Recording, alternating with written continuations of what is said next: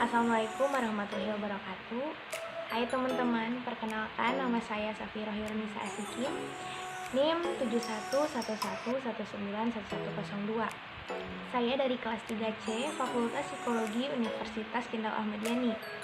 Di sini saya akan menjelaskan tentang 3 tahapan dalam memori. Namun, sebelum saya lebih dalam lagi membahas tentang 3 tahapan dalam memori, saya akan menjelaskan terlebih dahulu apa sih itu memori.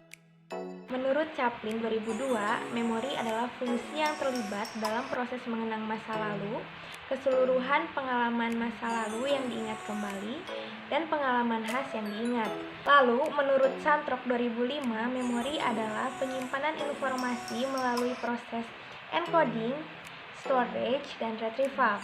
Jadi bisa kita simpulkan bahwa memori adalah fungsi otak yang merupakan kemampuan untuk menyimpan informasi yang telah diterima dan mengingat kembali informasi yang telah disimpan. Selanjutnya saya akan menjelaskan tentang 3 tahapan dalam memori.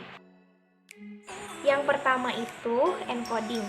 Encoding adalah proses penerimaan input sensorik dan mengubahnya ke dalam suatu bentuk atau kode yang dapat disimpan. Input sensorik adalah segala sesuatu, informasi, data, atau stimulus, baik itu stimulus berupa suara, gambar, atau kombinasi kedua hal tersebut masuk melalui penginderaan. Contohnya itu kayak misalnya kita nonton tutorial make up atau memasak di YouTube. Nah teman-teman, ternyata encoding itu ada 2 jenis. Yang pertama itu ada automatic encoding. Yang kedua ada effortful encoding. Automatic encoding. Automatic encoding adalah proses penyimpanan secara otomatis tanpa memerlukan usaha yang lebih, karena berkaitan dengan pengalaman personal dan minat yang tinggi terhadap suatu informasi. Misalnya kayak gini teman-teman, contohnya tuh, HP kita bunyi menandakan ada telepon masuk atau chat yang masuk. Effortful encoding.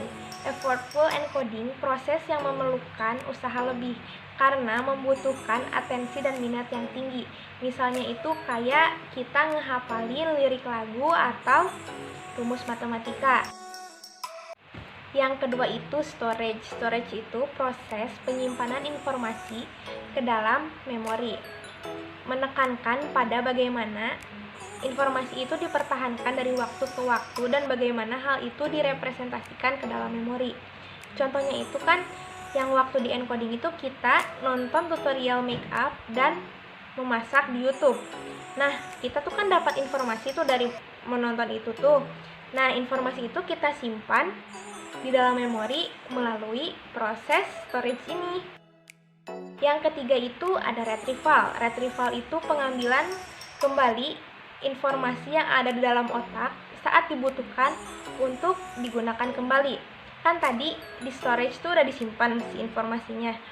Pada saat kita mau make up atau memasak, kita kan membutuhkan informasi tersebut. Kita mengambil atau memanggil kembali si informasi-informasi yang telah kita dapatkan pada saat menonton YouTube tersebut. Nah, di retrieval ini ada 3 proses untuk mengingat kembali informasi yang pernah disimpan.